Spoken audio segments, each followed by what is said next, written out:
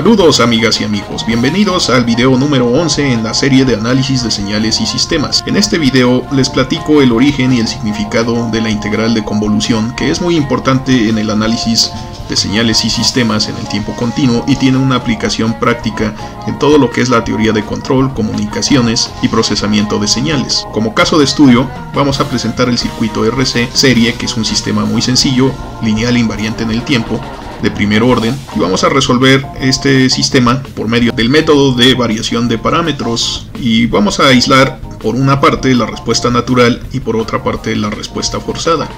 Es precisamente en esta respuesta forzada donde aparece la integral de convolución.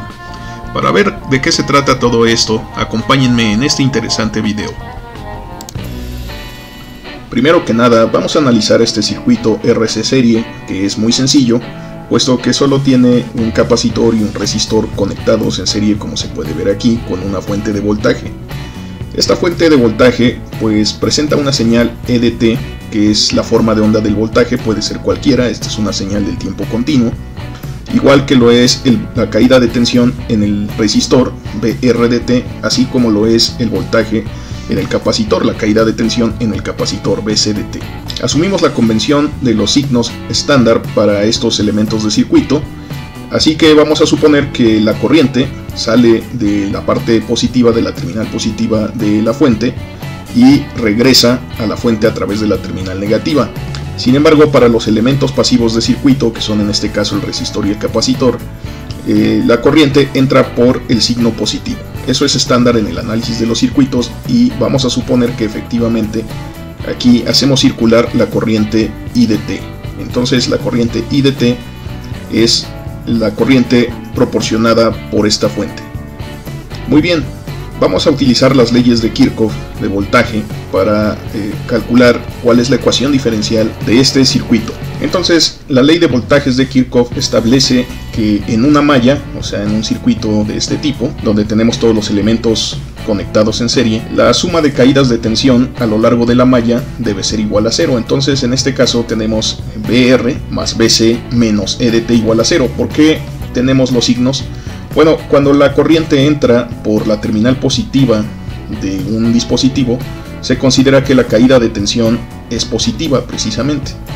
Cuando la corriente entra por la terminal negativa de un dispositivo, se considera que la caída de tensión es negativa. Esa es la convención de los signos que les comenté hace unos instantes. Entonces, en este caso, pues aquí nosotros podemos ver que precisamente tanto VR como BC pues están sumando, puesto que la corriente entra por sus terminales positivas, mientras que para EDT la corriente entra por su terminal negativa y por lo tanto la restamos. Toda esta suma debe ser igual a 0. También tenemos que considerar las relaciones voltaje-corriente de estos elementos pasivos, y aquí las tenemos. La primera es famosa, es conocida como la ley de Ohm, sirve para el resistor, la cual relaciona la corriente que circula en el resistor con su caída de tensión. Es bien conocida esta fórmula en el que el producto de la resistencia por la corriente que circula a través del resistor es igual a la caída de tensión del dicho resistor, o sea del voltaje del resistor. Asimismo, el voltaje en el capacitor está relacionado con la corriente de esta otra manera, por medio de esta relación diferencial. Y aquí tenemos que la corriente que circula a través del capacitor es igual a C veces, o sea la capacitancia multiplicada por la derivada del voltaje respecto al tiempo, el voltaje del capacitor, la caída de tensión en el capacitor. Entonces tenemos estas ecuaciones adicionales que vamos a sustituir aquí precisamente. Sin embargo, aquí vale la pena comentar el hecho de que en esta ecuación nosotros aquí, bueno, primero que nada la vamos a despejar, pasamos este elemento, este voltaje, lo pasamos al otro lado del signo igual, con signo positivo, porque aquí está restando, pasa sumando. Pero además hemos sustituido el voltaje del resistor en su expresión en términos de la corriente aquí en esta parte. Aquí lo tenemos ya, R por IDT es VR. Sin embargo, hemos dejado BCDT a propósito, este no lo hemos manipulado. La razón de hacer eso es porque aquí nosotros tenemos en este circuito BCDT como la variable de nuestro interés. Si nosotros pensamos en este circuito como un sistema, entrada-salida, entonces podemos darnos cuenta que el voltaje EDT pues es la entrada y el voltaje del capacitor es lo que estamos midiendo como salida. Por lo tanto, tenemos la siguiente situación, con lo cual para nosotros este circuito pues puede ser representado por este bloque de sistema. Hay que recordar que un sistema para nosotros es una caja negra que relaciona la entrada con la salida. En este caso nosotros pretendemos que la entrada es el voltaje de la fuente, mientras que la salida es el voltaje en el capacitor. Por eso tenemos esta representación. Así que esa es la razón por la cual nosotros no hemos manipulado BC en esta ecuación que hemos despejado hasta ahorita, simple y sencillamente porque es la variable de nuestro interés. Si nos damos cuenta, tenemos dos variables con las que nuestro sistema tiene que ser representado. Precisamente BCDT por ser la salida y al mismo tiempo EDT por ser la entrada. Sin embargo, pues eso nos hace observar inmediatamente que la corriente IDT no es parte de esa representación. Esto es lo que se conoce como una variable interna. Es una cantidad, en este caso una señal, que por supuesto es importante en el funcionamiento de todo este circuito, pero no se ve reflejado su efecto directamente en la salida. Por lo tanto, no tenemos interés en analizar a detalle esta señal en la filosofía de sistemas entrada-salida o de caja negra, como los habíamos analizado en un video anterior.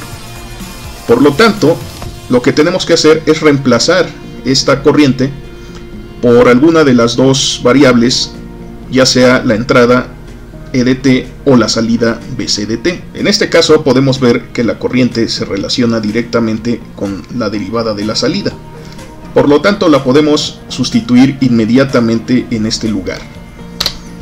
Con lo cual obtenemos esta ecuación diferencial. R por C, o sea la resistencia por la capacitancia, que multiplican a la primera derivada del voltaje de salida, o sea el voltaje en el capacitor respecto al tiempo, más el voltaje del capacitor respecto al tiempo es igual al voltaje de la entrada. Esta representación es una ecuación diferencial ordinaria, lineal, de coeficientes constantes, no homogénea, que relaciona precisamente la entrada con la salida, y ya no vemos otras variables internas, las hemos reemplazado, de tal manera que esta ecuación, siendo el modelo de este circuito, representa a nuestro sistema. Así tenemos esta ecuación diferencial o modelo de sistema, así que por eso decimos que este sistema es lineal, porque la ecuación diferencial que lo modela es lineal precisamente, y los coeficientes constantes, como vemos aquí R y C, y aquí el 1 y aquí también el 1, son coeficientes que son constantes precisamente, no cambian con el tiempo, no son funciones del tiempo. Si no son funciones del tiempo, entonces son invariantes con el tiempo. De esa forma, este sistema es un sistema lineal e invariante en el tiempo, también llamado LTI. Otro dato importante que hay que tener en cuenta es que este sistema también es de primer orden. ¿Por qué? Porque la derivada de más alto orden que aparece es de orden 1, es decir, es una primera derivada. Es una ecuación diferencial lineal de coeficientes constantes de primer orden. Por eso este sistema es de primer orden también. Ok, una vez que hemos descrito cómo se obtiene el modelo de este sistema, que es una ecuación diferencial con estas características, lineal de coeficientes constantes de primer orden, representa un sistema LTI de primer orden. Ya vimos que la entrada es el voltaje de la fuente, la salida es el voltaje en el capacitor, porque así lo estamos deseando medir. Vamos a ver cómo se resuelve esta ecuación. Es decir, vamos a obtener una fórmula que nos describa cómo se comporta el voltaje de este capacitor en función del tiempo en términos de la entrada. Ok, una vez con el modelo de este circuito, que representa nuestro sistema lineal invariante en el tiempo de primer orden, tenemos que resolver esta ecuación diferencial. Sin embargo, de la teoría de ecuaciones diferenciales se sabe que necesitamos por lo menos una condición inicial para este tipo de sistemas para poder determinar la respuesta completamente. En ese sentido, necesitamos conocer cuál es el valor de nuestra variable BCDT cuando el tiempo es igual a 0. Por lo tanto, tenemos el valor inicial o condición inicial del voltaje en el capacitor evaluado en el tiempo igual a 0. Denominémosle B subíndice 0, que es cualquier número real. Es una condición inicial arbitraria, pero pues es una constante. representa la carga inicial del capacitor cuando el tiempo es igual a 0, antes de que este sistema se ponga a funcionar completamente. Sin embargo, también observamos la presencia de este término que es el voltaje de entrada, como lo estamos viendo aquí en la representación de sistema, y vemos que eso hace que esta ecuación sea una ecuación no homogénea. Quizás sea un poco más fácil de primera instancia pensar en resolver la ecuación homogénea correspondiente, es decir, haciendo que E de t sea igual a 0 para todo el tiempo, lo cual equivaldría a poner en cortocircuito esta fuente de aquí de la siguiente forma. Si ponemos en cortocircuito la fuente, veríamos básicamente que es como si no estuviera. Dada una carga inicial de este capacitor, se va a descargar por medio de la resistencia, es decir, el capacitor es un elemento que almacena energía potencial y tiene cierta cantidad de energía potencial almacenada en términos de la cantidad de voltaje inicial que tiene. Cuando cortocircuitamos la fuente, toda esa energía almacenada en el capacitor tenderá a fluir por medio de la resistencia, y la resistencia disipará esa energía en forma del calor hacia el medio ambiente. Eso es lo que esperamos de un circuito cuando le ponemos en corto la fuente. Por supuesto, este es un recurso teórico. En la práctica, si nosotros hacemos esto y la fuente tiene cierto voltaje, pues se va a fundir este cable o vamos a descomponer la fuente. Esto solo es un recurso teórico, pero significaría básicamente que estamos quitando la fuente de nuestro circuito y lo estamos analizando de esta forma, con una carga inicial en el capacitor y se descarga por medio de la resistencia, hasta que desde luego esperamos que llegue a 0 por nuestros conocimientos en física. Ok, entonces vamos a resolver primero este ejemplo haciendo que E de t sea efectivamente igual a 0, puesto que esa es la caída de tensión en un alambre, en este caso un alambre ideal. Así que para la situación ilustrada aquí en la pantalla, con este cortocircuito en donde están las terminales de la fuente original, tenemos este caso, es decir, es como si a este sistema pues nosotros le pusiéramos un 0 a la entrada. Y la respuesta del sistema solo va a depender precisamente del valor de las condiciones iniciales, del estado inicial del sistema. Si el sistema tiene cierta carga, va a tender a perder esa carga conforme avance el tiempo, se va a descargar, va a disipar su energía hacia el medio ambiente y vamos a ver cómo esta salida tiende a 0 eventualmente. Al menos eso es lo que nosotros sabemos de la física de este circuito. Vamos a demostrar que eso también es correcto desde el punto de vista matemático al resolver esta ecuación. Se realiza este cambio de este problema general, este es el caso general que no es homogéneo, es decir, la entrada es el término no homogéneo, al caso homogéneo cuando la entrada es efectivamente igual a 0, es decir, que la cancelamos. Lo hacemos porque, si nos damos cuenta, estos dos problemas son muy similares, se parecen mucho. De hecho, la única diferencia está en el valor de este término. En el caso homogéneo es 0, la entrada es 0, en el caso no homogéneo es una función del tiempo continuo. Resulta claro que el problema homogéneo entonces es más sencillo de resolver que el problema no homogéneo.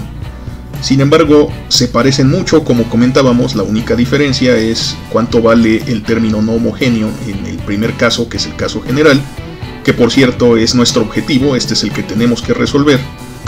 Pero vamos a resolver una versión más sencilla, puesto que si encontramos la versión más sencilla, la solución a la versión más sencilla, que es este problema homogéneo, la solución no puede ser muy diferente para el problema no homogéneo, porque los problemas son en general muy parecidos, muy parecidos. Vamos a resolver este caso homogéneo a continuación. Ok, primeramente transferimos esta ecuación, la transcribimos directamente, únicamente estamos quitando la dependencia del tiempo explícitamente para hacer más fácil la notación. Y después podemos hacer un despeje, es decir, pasamos el término BC restando al otro lado de esta ecuación y luego lo dividimos entre RC, hacemos álgebra sencilla. Ahora bien, vamos a despejar de tal manera que todas las variables BC queden del lado izquierdo y todas las variables que dependen del tiempo, en este caso el diferencial de t, quede del lado derecho, puesto que esta ecuación diferencial, la ecuación diferencial que tenemos aquí en el caso homogéneo, es una ecuación de las más simples de resolver. que cae dentro del caso de las llamadas ecuaciones de variables separables. Entonces procedemos por separación de variables para obtener lo siguiente. Aquí tenemos precisamente las variables ya separadas. Es simple y sencillamente aplicar las reglas de álgebra para despejar estas cantidades. Y lo que vamos a hacer ahora es integrar. Vamos a integrar de ambos lados. Y hay que recordar que estas constantes pues pueden salir de las integrales. Entonces vamos a tener que integrar de esta forma. Y vamos a ver ahora la cuestión de los límites, puesto que aquí, desde luego, en el tiempo igual a 0, o sea, cuando t es igual a 0, tenemos este hecho, tenemos este valor, la salida vale b0. Sin embargo, vale la pena hacer una aclaración. Para nosotros t es la variable del tiempo continuo, como hemos dicho en videos pasados. Así que la variable t representa el tiempo actual, el que podemos estar midiendo con un reloj. Sin embargo, esta integral va a avanzar desde que el tiempo es 0 hasta el tiempo actual, precisamente. Podemos darnos cuenta cómo el tiempo actúa como una frontera superior móvil para estas integrales, y aquí vamos a tener el tiempo inicial. Vamos a empezar a analizar nuestro sistema desde el tiempo igual a 0. Es en ese instante donde nosotros consideramos que podemos echar a andar este circuito. Ahí es donde lo activamos cuando t es igual a 0, y a partir de ahí tenemos que resolver esta ecuación para poder describir cuál es el comportamiento de la salida en función del tiempo, para tiempos mayores o iguales que 0, efectivamente. Por lo tanto, aquí el límite superior va a ser la variable del tiempo. Y para no confundirnos, si nos damos cuenta es muy sencillo. Aquí la integral y el diferencial se cancelan y el resultado es que debe ser aquí la variable t. T debe ser el resultado, es decir, al resolver todo esto nos va a quedar simple y sencillamente t. Aquí vamos a reemplazar este nombre, vamos a ponerle una variable comodín o variable de integración. Para no confundirla vamos a tomar algo parecido a la t, pero pues que no sea exactamente la t, para que nosotros podamos distinguirlas. Una cosa es el tiempo actual, la variable del tiempo continuo, y otra cosa es la variable de integración, que también es una variable temporal, pero considera la evolución desde que el tiempo valió 0 hasta el tiempo actual, lo que sea que valga. Entonces vamos a hacer ese reemplazo. Y entonces tenemos tau como variable de integración. El resultado va a ser lo mismo cuando resolvamos todo esto. Esto va a ser exactamente, o sea, toda esta integral va a ser exactamente la variable t. Pero hacer esta elección de la variable de integración y hacer la distinción entre tau y el tiempo actual como frontera móvil nos permite, de este lado donde nuestra variable de integración es el voltaje en el capacitor, decir precisamente que vamos a integrar, desde aquí lo tenemos, bc de 0, la condición inicial, es lo que vale bc cuando el tiempo es 0, y de este lado pues vamos a tener lo que a nosotros nos interesa calcular, que es bc para todo tiempo a partir del 0, bc de t. Ok, bc de 0, como lo tenemos aquí, vale b0 simple y sencillamente.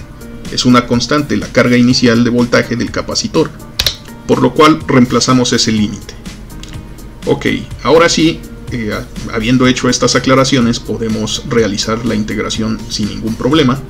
Estas son de las fáciles. Aquí podemos darnos cuenta que si integramos el diferencial de una variable sobre la variable misma, pues obtenemos un logaritmo natural. Aquí lo tenemos ya, logaritmo natural de bc, evaluado desde b0 hasta bc de t. Y de este lado vamos a obtener menos 1 sobre rc por la variable tau, evaluada desde 0 hasta el tiempo t.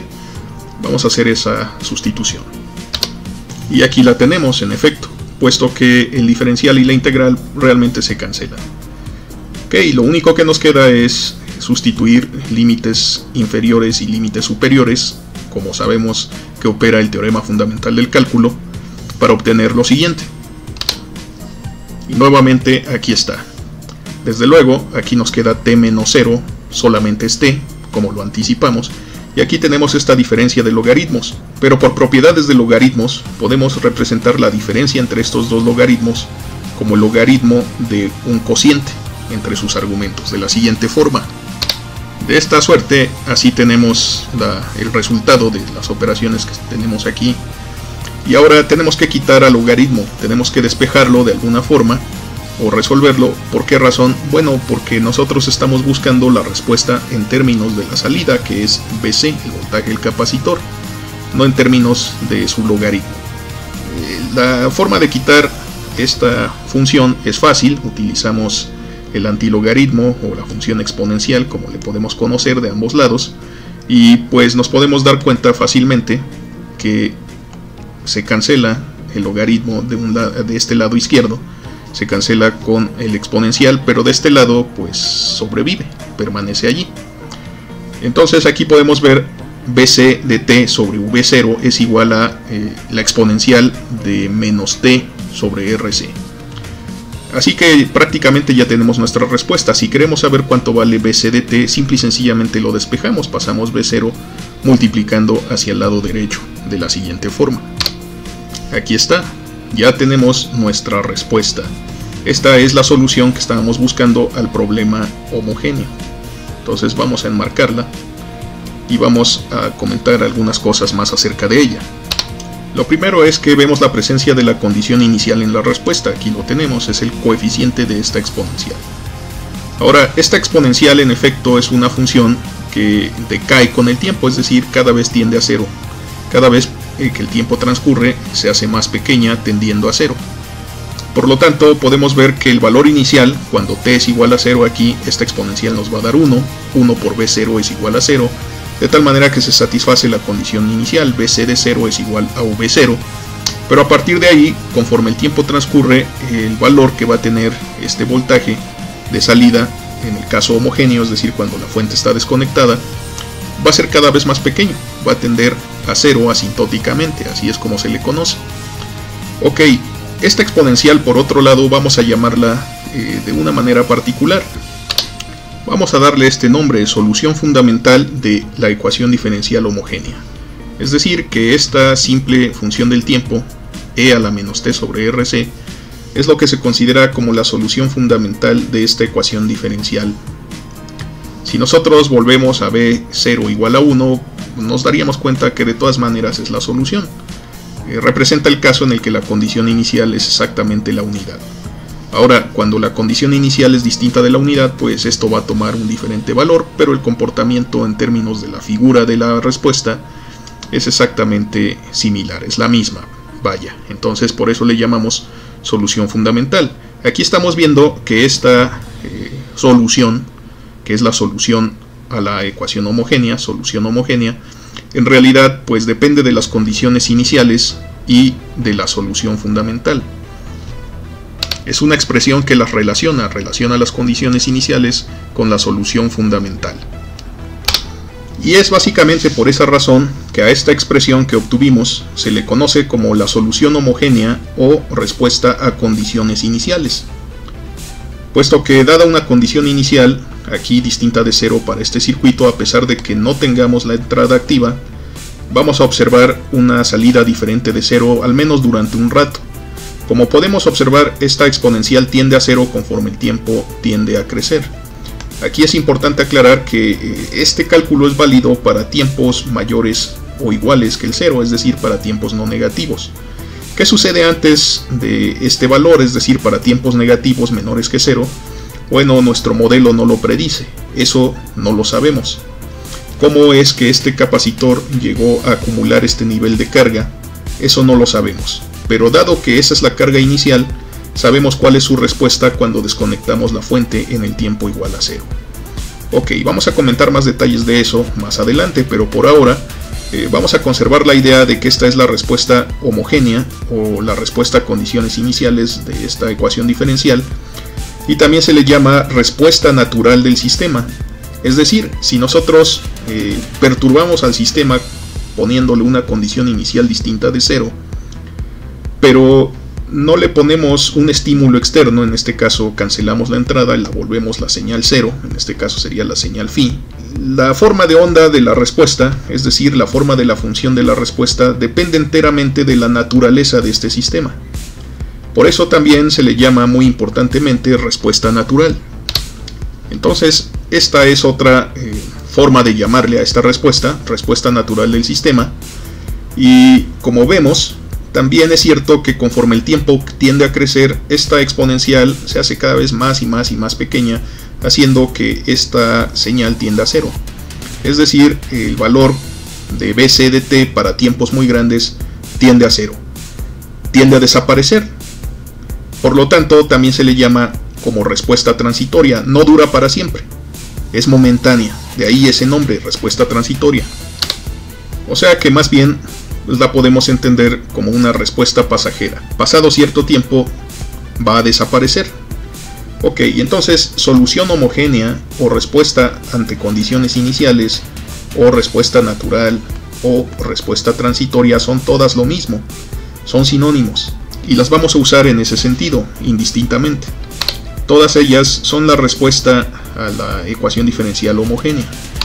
Ahí lo tenemos. Entonces son sinónimos, todas estas cuatro formas de llamarle a la misma respuesta, es exactamente lo mismo. Muy bien, vamos a de una vez por todas resolver el caso general, el caso no homogéneo, y vamos a inspirarnos precisamente en la solución del caso homogéneo, puesto que dijimos que la única diferencia se encuentra en este término no homogéneo. Como la solución del problema no homogéneo es esta que vemos aquí, que como comentábamos depende de la condición inicial y de la solución fundamental, aquí vamos a inspirarnos en esta forma de solución. Sin embargo, vamos a darnos cuenta que esta función varía con el tiempo, es una señal de tiempo continuo. Y de este lado, el término que está a la derecha pues es precisamente 0, y esta es una constante. Así que vamos a reemplazar este valor v0 por una función del tiempo. Por lo cual, en lo que se conoce como el método de variación de parámetros, tenemos esta solución propuesta. Nuevamente, aquí podemos ver la presencia de la solución fundamental, pero en este caso también tenemos este término que reemplaza a la constante, v0, en este caso es f de t, es otra señal del tiempo continuo, y la conocemos como parámetro variable, de ahí el nombre del método, método de variación de parámetros. De esta forma proponemos esta solución, y entonces tenemos que reemplazarla en la ecuación diferencial original, y ver bajo qué condiciones satisface la igualdad. Por lo tanto, necesitamos calcular la primera derivada de esta función propuesta. Y como es un producto de dos funciones del tiempo, pues aplicamos la regla del producto, de tal manera que tenemos la primera derivada de la primera señal, f de t, por la segunda, e a la menos t sobre rc. Y luego tenemos la derivada, le vamos a sumar la derivada de esta señal, e a la menos t sobre rc, por la primera señal, tal como indica la regla del producto. La derivada del primero por el segundo más la derivada del segundo por el primero. Este signo menos, pues resulta de que el exponente es aquí negativo. Entonces ahí no debe haber confusión. Es la regla del producto, tal cual, con esta señal e a la menos t sobre rc y f de t multiplicándose.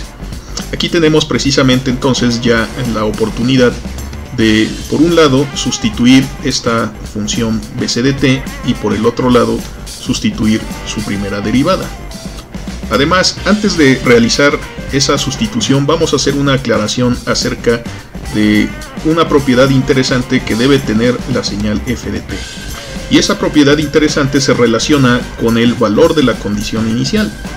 Después de todo, la condición inicial sigue siendo necesaria para resolver este problema no homogéneo. Y entonces, cuando el tiempo es igual a 0, hay que recordar que eso es lo que significa la condición inicial. Cuando el tiempo es igual a 0, de todas maneras debemos obtener el valor de esta constante, b0. Vamos a evaluar en 0 esta función, esta señal bc de t que propusimos, y vamos a forzarla precisamente a cumplir con esta condición inicial. Vamos a ver qué condiciones impone sobre la naturaleza de esta señal f de t. Ok, entonces si nosotros evaluamos en t igual a 0, bc de 0, según esta definición, pues nos queda f de 0 por e a la 0, pero sabemos que e a la 0 es la unidad. Por lo tanto, todo esto se simplifica a ser igual a f de 0, pero bc de 0 pues es exactamente la condición inicial, es este valor v0.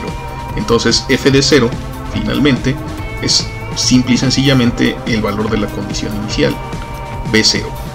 Sin embargo, f de t pues en general es una señal que varía. Lo único que sabemos ahorita es que además tiene que satisfacer esta propiedad. Cuando la evaluemos en 0 nos debe dar la condición inicial. Ok, entonces con esto vamos a sustituir esta función propuesta y su derivada en la ecuación diferencial original. Y así tenemos esa sustitución llevada a cabo. Tenemos r por c por la primera derivada de bc de t. Aquí la tenemos, ya la tenemos aquí reemplazada en color amarillo, más la señal propuesta bc de t. Aquí la insertamos en esta parte de la ecuación, sería f de t por e a la menos t sobre rc. Y todo eso es desde luego igual a e de t, el voltaje de entrada. En este caso ya estamos aplicando una entrada arbitraria distinta de 0, una señal del tiempo continuo de voltaje. Ok, vamos a hacer la simplificación, vamos a hacer el álgebra en este renglón que acabamos de escribir para ver qué es lo que resulta.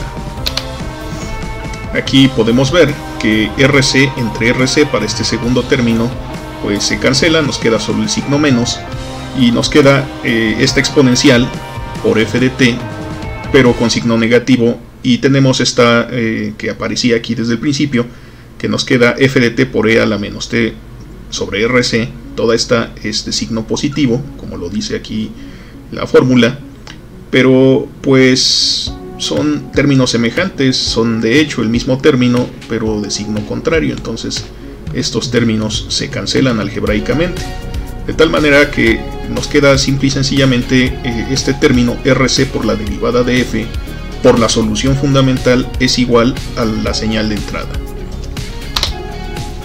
Aquí lo tenemos, precisamente. Bien, para poder especificar esta solución necesitamos desde luego encontrar cuál es la representación de f de t. Entonces vamos a resolverla a partir de esta última ecuación. Y hay que notar que esta es una ecuación diferencial de primer orden también, aparece una primera derivada. Pero la ventaja respecto a la ecuación original que queríamos resolver es que esta ecuación vuelve a ser de variables separables. Esta primera ecuación del caso no homogéneo no es de variables separables. Si nos damos cuenta, aquí aparecen tres variables, es b, c, aparece e como entrada y aparece también el tiempo. Entonces no podemos separar las variables en esta ecuación, pero en esta forma sí podemos hacerlo. Muy bien, entonces a partir de esta última ecuación que obtuvimos, despejamos de esta forma y nos damos cuenta que pasamos el RC dividiendo desde luego, pero este también lo pasamos dividiendo. Sin embargo, pues por las propiedades de los exponentes, al pasarlo dividiendo simple y sencillamente cambiamos el signo del exponente.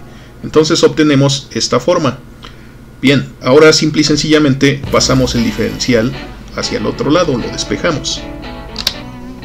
Aquí ya tenemos esta expresión con las variables separadas, y para determinar cuánto vale f, sencillamente tenemos que integrar de ambos lados. Sin embargo, nuevamente vamos a repetir ese procedimiento en que vamos a integrar desde 0 hasta el valor del tiempo actual, que es la variable t del tiempo continuo. Así que para no confundirla con la variable de integración, donde quiera que veamos un t aquí en esta integral, la vamos a reemplazar por otra variable, una variable de integración como hicimos en el caso anterior, llamada tau. Esto funciona bien siempre y cuando el límite superior desde luego sea el tiempo continuo, la variable de tiempo continuo o el tiempo actual. Desde luego vamos a integrar desde 0 hasta el tiempo actual. Y del lado izquierdo vamos a integrar desde f de 0, es decir, desde cuánto vale f en el instante 0, hasta f de t, que es precisamente el dato que queremos calcular. Si nosotros calculamos cuánto vale f de t, habremos determinado la solución al problema general no homogéneo de una buena vez. Sin embargo, también hay que notar que necesitamos aquí f de 0, pero sabemos que f de 0 tiene que ser la condición inicial, así que la vamos a sustituir igual que hicimos en el caso anterior. Y aquí la tenemos ya.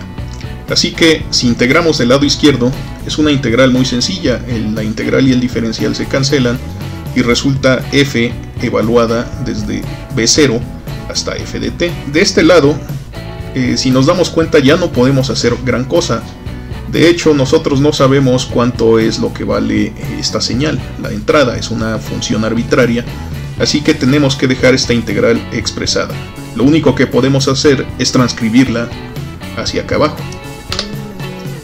y quizás representarla ligeramente diferente. Lo único que hicimos es asociar la fracción RC con la exponencial, pero esto es exactamente lo mismo que tenemos arriba. Bien, vamos a aplicar los límites a esta función para obtener f de t menos b0, que es la condición inicial. Todo eso desde luego es igual a esta integral. Ahora podemos pasar v0 hacia el lado derecho y ya obtendríamos lo que viene a ser f de t. Y desde luego, pues pasa sumando. De esta forma obtenemos cuánto vale f de t. Con esta función, nosotros podemos reemplazarla en esta solución propuesta y podemos obtener cuánto vale bc de t. Y aquí tenemos ya la sustitución. Tenemos dentro del paréntesis f de t que calculamos multiplicada por la solución fundamental. Vamos a hacer álgebra, vamos a distribuir este término dentro de esta suma y luego vamos a operar sobre la parte de la integral. Aquí ya lo tenemos y entonces vamos a darnos cuenta que esta función e a la menos t sobre rc, la solución fundamental que está multiplicando esta integral, la podemos pasar hacia dentro de la integral sin problema, puesto que la variable de esta integral es tau y es diferente de t. T es el tiempo actual, así que si registramos el instante de tiempo actual y hacemos la evaluación de esta función, nos queda una constante. Imaginemos que han pasado 10 segundos de que se activó este circuito, entonces aquí tendríamos que evaluar e a la menos 10 sobre rc. Sin embargo, aquí tau de todas maneras sigue siendo una variable continua que varía de 0 hasta 10. Entonces tau siempre es una variable con respecto a t. Sin embargo, con respecto a tau, la t del tiempo es una constante, simple y sencillamente. Así que podemos pasar este exponencial hacia dentro de esta función. Va a quedar multiplicando con este otro exponencial. Y nosotros sabemos que cuando dos funciones tienen la misma base, los exponentes se suman algebraicamente. Vamos a hacer toda esa simplificación en el siguiente cálculo. Y así tenemos ya cuál es el resultado de este cálculo. Aquí nuevamente se multiplicaron dos funciones, dos señales que tienen la misma base. Entonces los exponentes se suman algebraicamente. Aquí los arreglé para que aparezca una forma conveniente que va a resultar muy familiar conforme pase el tiempo en este curso. Pero bueno, aquí simple y sencillamente lo que estamos diciendo es que si nos damos cuenta, menos por t sobre rc, pues nos va a quedar efectivamente este exponente. Y aquí tau sobre rc, el exponente es positivo, menos por menos es más. Entonces esto es equivalente, esto es exactamente lo que nos va a simplificar este término de arriba. Y además vamos a notar otra cosa. Algo que tenemos que notar es que este término nosotros ya lo conocíamos. De hecho, es nuestra respuesta transitoria o respuesta natural del sistema, o la respuesta a las condiciones iniciales, o la respuesta a la solución homogénea. Aquí la tenemos. De hecho, es b0 por e a la menos t sobre rc. Es esta parte de aquí. Entonces, esta para nosotros representa la respuesta natural del sistema. Y por otra parte, esta integral representa la respuesta del sistema ante un estímulo externo, en este caso la entrada, la señal de voltaje E de t. De tal manera que podemos ver que esta parte de la respuesta es la que el sistema obtiene, la que el sistema nos devuelve cuando lo estamos forzando de alguna forma a actuar bajo un estímulo externo. Por lo tanto, le conocemos a esta parte como la respuesta forzada. Como comentamos con anterioridad, esta respuesta natural es transitoria, tiende a desaparecer por el signo de este exponente. Entonces esta exponencial pues va decayendo con el tiempo y este término de respuesta natural tiende a 0 conforme el tiempo tiende a avanzar.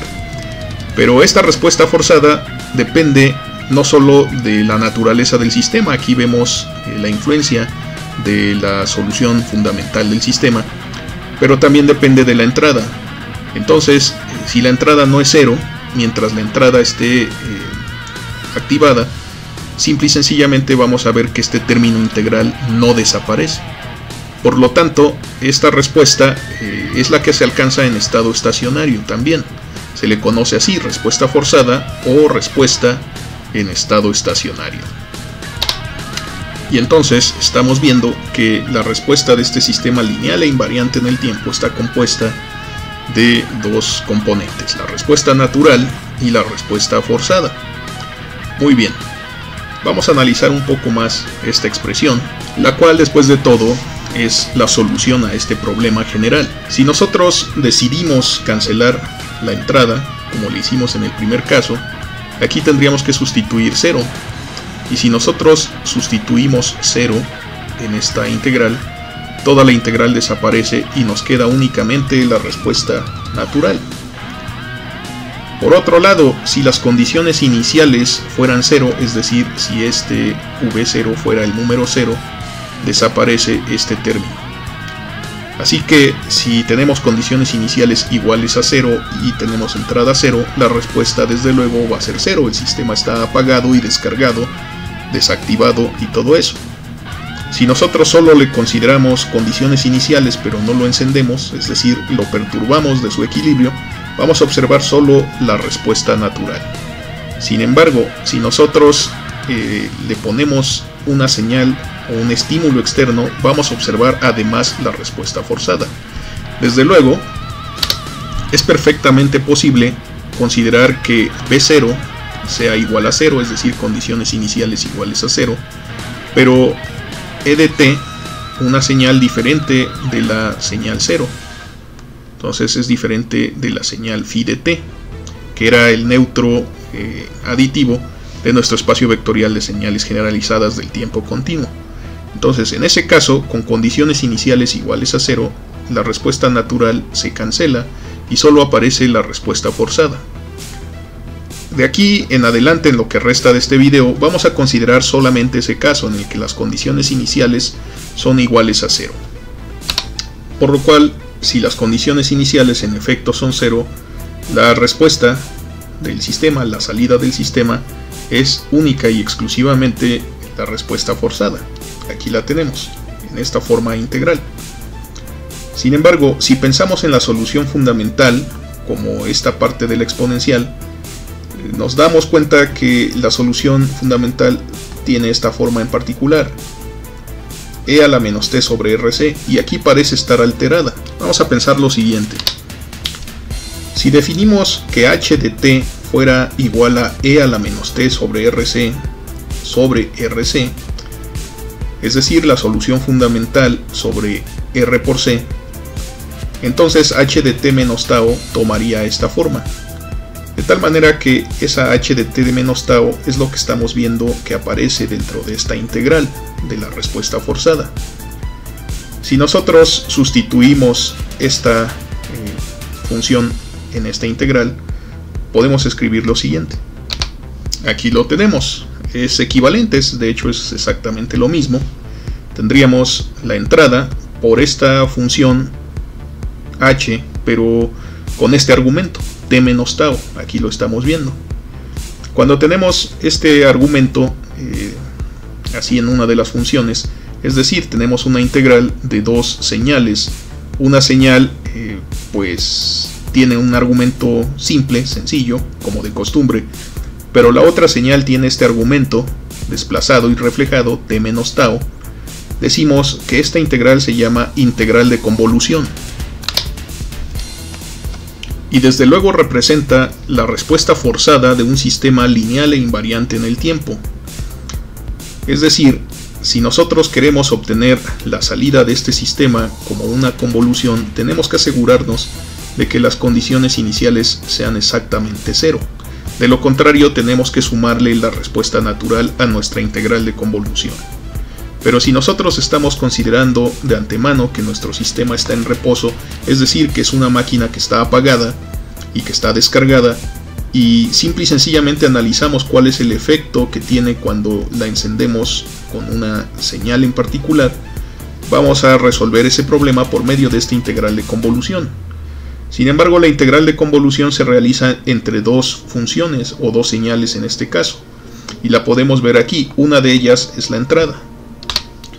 La otra función es una versión, como comentamos, reflejada y desplazada de esta función que tenemos aquí, que tiene que ver con la solución fundamental del sistema.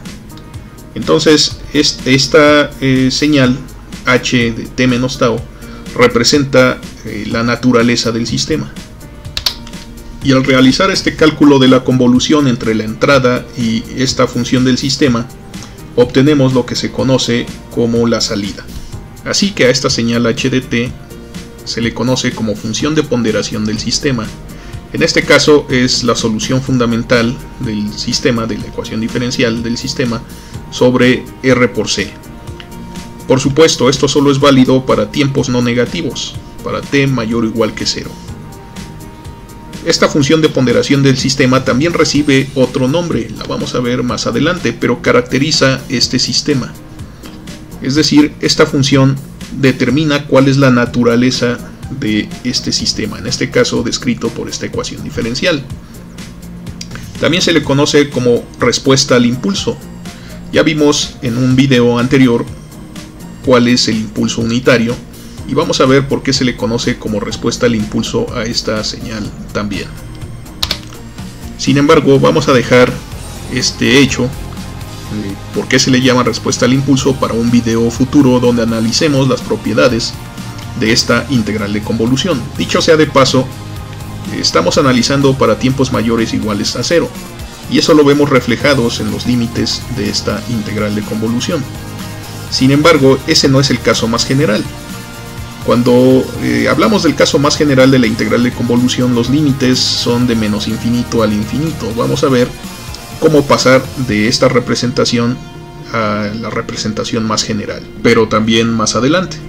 Lo que sí podemos ver inmediatamente es que entonces este sistema lineal e invariante en el tiempo, cuando está sometido a condiciones iniciales nulas, es decir, que sean iguales a 0, está caracterizado por esta función, por esta respuesta al impulso. Así que h de t es lo que nos define ahora la naturaleza del sistema. Una naturaleza que es entrada-salida, como siempre. Aquí en este caso, para calcular la salida, pues tenemos que calcular la convolución entre e y h. Aquí la tenemos. Nuevamente, la convolución es realizar esta integral, donde tenemos una señal y la otra señal reflejada y desplazada en multiplicación adentro de una integral. Resolvemos esa integral y vamos a ver que obtenemos la salida, y representa desde luego la respuesta forzada. Entonces aquí podemos ver que este sistema está caracterizado por esta señal h de t. Es un poco análogo al caso anterior que vimos en el video pasado, donde para los sistemas estáticos teníamos una curva característica que relacionaba la entrada con la salida. En este caso podríamos pensar que esta es una especie de función característica. No es una curva característica como tal, porque este sistema ya no es estático, de hecho es un sistema dinámico.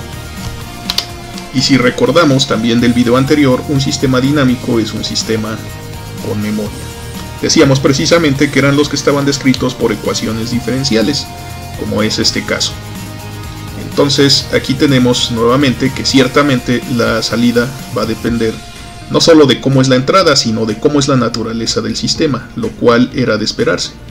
Pero no solo depende de cuál es el valor actual de la entrada en este instante del tiempo, sino de cómo ha sido la historia de evolución de este sistema, cómo ha sido la respuesta del sistema, los valores que ha tenido a lo largo de que lo encendimos hasta el instante actual. Es decir, en este caso lo consideramos con memoria porque nos va a interesar no solo cuál es el valor de la entrada en el tiempo actual, sino cómo ha sido la historia de la evolución de este sistema. Entonces ahora la salida no solo depende del valor de la entrada en el tiempo actual, sino de cómo ha sido esa entrada y cómo ha sido la respuesta del sistema a lo largo de la historia del tiempo. Vamos a ver precisamente más adelante cómo es que eso se vuelve evidente. Vamos a ver que en efecto eso es verdad. No solo depende de qué valor toma la señal de entrada en este instante, sino cómo ha sido, qué forma de onda ha tenido en los tiempos anteriores. Podemos tener una señal que alcance el valor de, no sé, digamos 1, E de t es igual a 1 cuando t es igual a 10, vamos a pensar E de 10 que sea igual a 1. Pero la forma de onda a lo mejor fue una onda senoidal. La salida va a ser completamente diferente, a pesar de que si nosotros le ponemos otra función, digamos b, igual la evaluamos en el 10, igual vale 1, pero la forma de la señal fue una forma completamente distinta. Entonces vamos a ver que la señal bc de t va a ser diferente en cada caso. En un caso actuamos a este sistema con la señal e de t y en el segundo caso con la señal b de t, y entonces como resultado bc correspondiente a e de t va a tener una forma de onda y va a tener un valor determinado, y cuando le pongamos el mismo caso, bueno, no es el mismo caso, pero cuando le pongamos una entrada diferente a pesar de tener el mismo valor en el mismo instante del tiempo, esto puede tener otro valor totalmente distinto a la salida, porque depende de la forma de onda también. La forma de onda entendida como la figura de la entrada. Así es que esta integral de convolución dice que la respuesta de estos sistemas con memoria o sistemas dinámicos depende no solamente de cómo es la entrada, sino de cuál es la naturaleza del sistema y de, nuevamente, toda la historia, cómo han sido todos estos valores a lo largo del tiempo desde que el sistema se encendió hasta el instante de tiempo actual. En videos posteriores vamos a analizar estas integrales de convolución a mayor detalle. Amigas y amigos, hemos llegado al final de este video. Les agradezco mucho su atención, espero que les haya gustado y les sea de utilidad. No se olviden darle like, suscribirse y compartir. Y como siempre, nos vemos en el próximo video. Hasta la próxima.